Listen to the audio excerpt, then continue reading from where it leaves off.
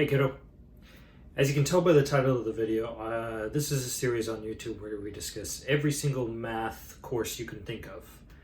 And in this series, we're going to call Graph Theory 101.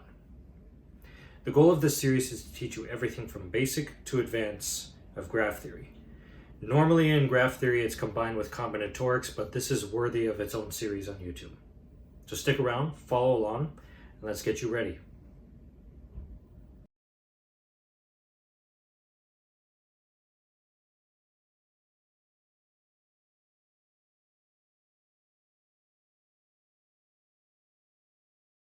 The first thing we need to do before we start introducing the definitions and terminology used in graph theory is we need to start getting comfortable with this idea of something in math called sets. Sets, right here, are basically a collection of things.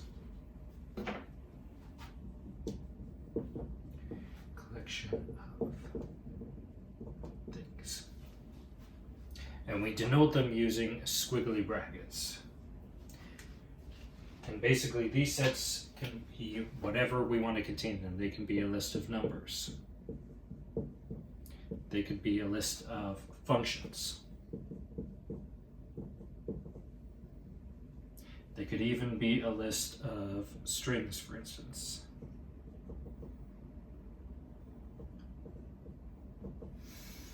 Whatever it is, sets are a collection of things in math. And we're going to use them when we start explaining what the different definitions are that are involved in graphs.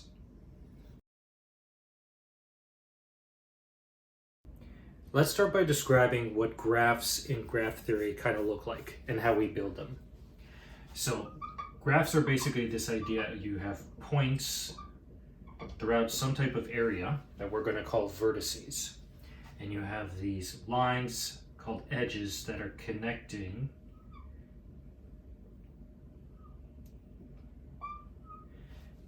different of these points to each other. And this is kind of what we're going to call a graph.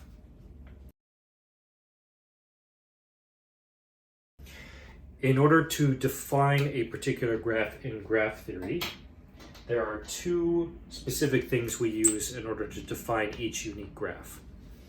So definition. V is the vertex set containing all the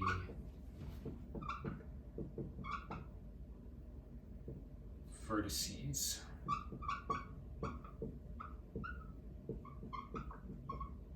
of graph G. So if we now label on our graph what each of these vertices are, let's say 1, 2, 3, 4, 5, 6, and 7, V would now be the set 1, 2, 3, 4, 5, 6, and 7. And that's simply what a vertex is just vertex set is going to be the collection of all of the vertices within that particular graph. Let's give this graph a label G, just to make this easier. The second thing a graph needs is a list of all of its edges, and how we define them is very particular. So, definition. E is the edge set of G. And what this means is that if there exists an edge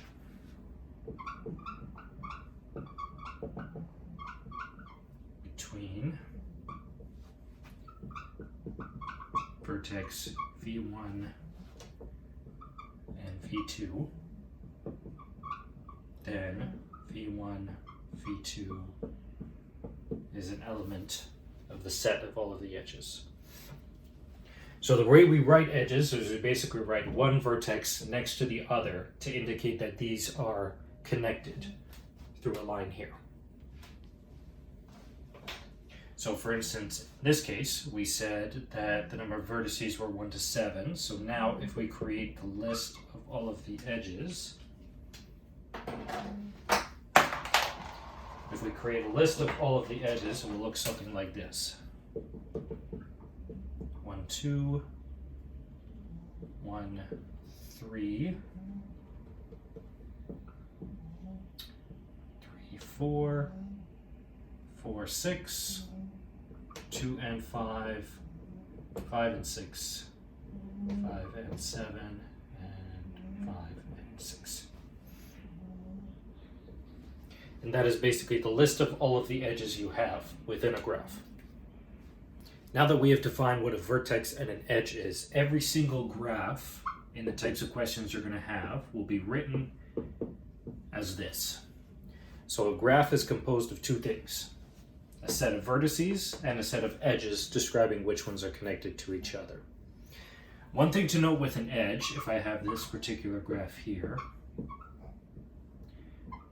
is that right now we're going to work with what's called unordered edges. So it doesn't matter whether an edge is described as 1 and 2 or if it is described as 2 or 1. The order in which the path is doesn't matter. It is just that this connection exists.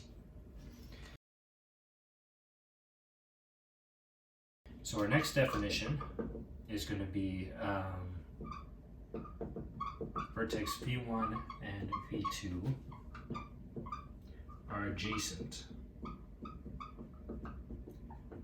if V1, V2 is an edge. That is how we mathematically write if two vertexes are connected through a path. So for instance,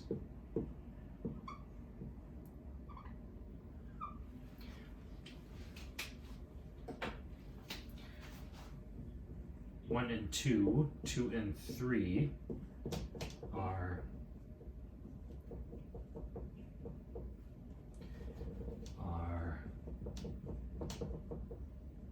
adjacent, but 1 and 3 are not. And that's the idea behind being adjacent. We also say that therefore V1 and V2 are neighbors. Is another way of saying adjacent. They are connected next to each other, therefore they are neighbors. And the reason we kind of describe them as neighbors this way is that if you end up having them look like this, another way to arrange the graph is having them next to each other, acting as neighbors. So we see that 1, 2, and 3 are neighbors, but 1 and 3 are not.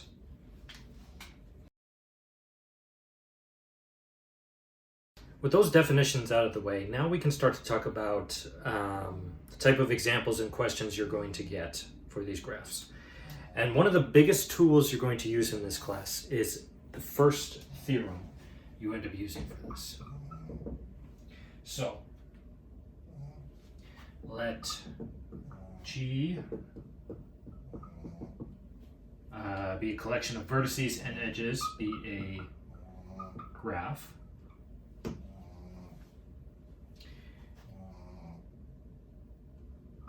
Let degree of G vertex be the number of neighbors.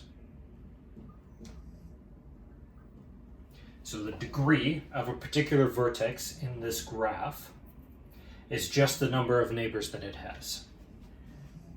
Neighbors of vertex V. Then, if you add up the degree, or the number of neighbors of every single vertex in the graph, you'll get twice the number of edges. This is one of the first theorems you end up learning in graph theory. It seems really strange at first, but when you go through a proof of this, you start to understand why. So, for the proof, the idea is that technically if you have two vertices, V1 and V2, which are vertices, and v1, v2 is an edge, are adjacent to each other. They are neighbors. Then what happens is that technically this v1 and v2 is going to be captured in two different ways. It's going to technically be within the, it's going to be a neighbor. v2 is going to be captured as a neighbor for v1, and v1 is going to be captured as a neighbor of v2. So the idea is that for every single edge that you have, you're going to have for one side of it, for v1, that v2 is going to be its neighbor, and for the other, v2 is going to be the neighbor of v1. Thus, technically, if you were to add these two together, you would count this edge twice. And as you start collecting all of the neighbors together, you end up finding that summing them all together, you've counted every single edge twice.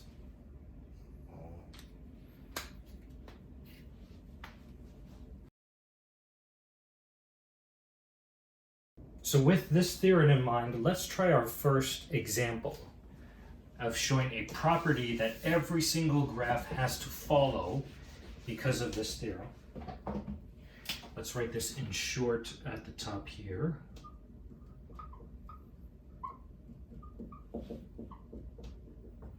Okay.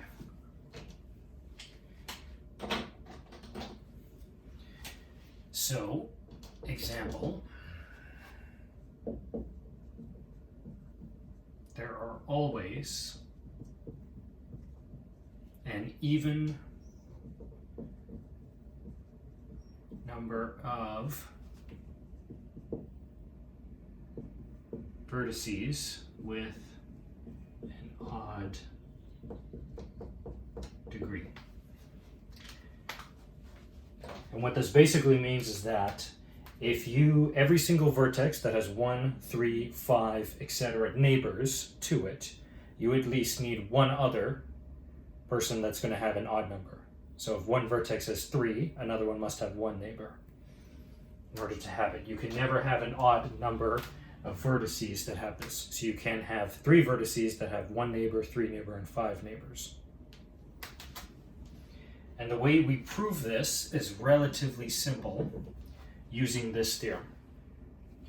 So let's start with the proof. We will split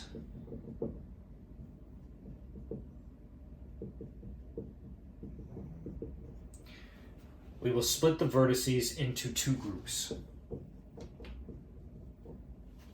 I'll call this V1 be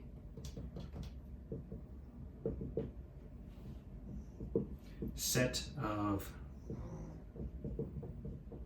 vertices with an even degree, an even number of neighbors. And V2 is the set of vertices with an odd degree. And basically, that V is these two joined together, and V1 and V2 have no vertexes in common. So we're just saying that these V1 and V2 are a perfect split of all the vertices that have an even degree and all of the vertices that have an odd degree. There is no vertex between them, and together they form back the set of all vertices. Okay, so now if I take the sum of all of the vertices in V1 that have a degree here, this is now technically a sum of all even numbers. And the sum of even numbers must also be an even number. Okay, great. But now if I write out the formula here, I have 2 times the number of edges is equal to the sum of the degrees of all of the vertices, which can then be split between all of the vertices that have an even degree and all of the ones that have a odd degree.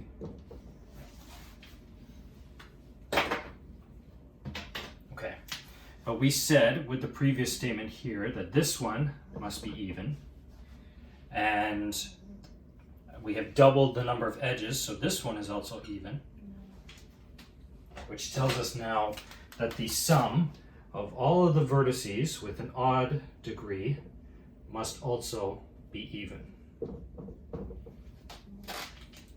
But the only way to add up numbers of an odd degree, the only way to add up odd numbers to become an even numbers is if you have an even number of them.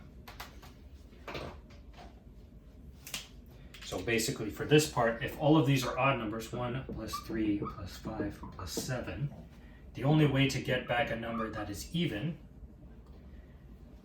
is you have to have at least a pair of each of them. So 2 numbers add up to be even, but this one is odd, so it needs an additional pair with it that is even.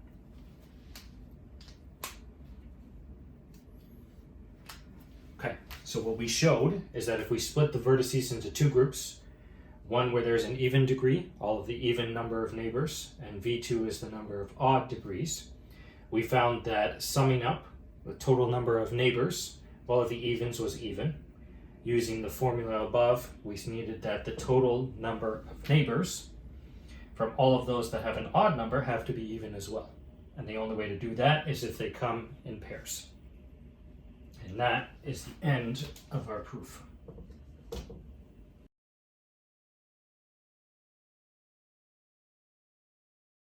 And that concludes part 1 of Graph Theory 101.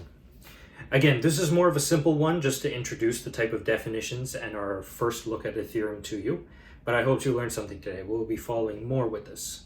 Feel free to comment down below if you have a particular graph theory topic you would like me to cover, or if you have any type of question that you've seen come up either in a textbook or in a previous problem set you would like me to cover as well. Good luck, kiddo. You got this.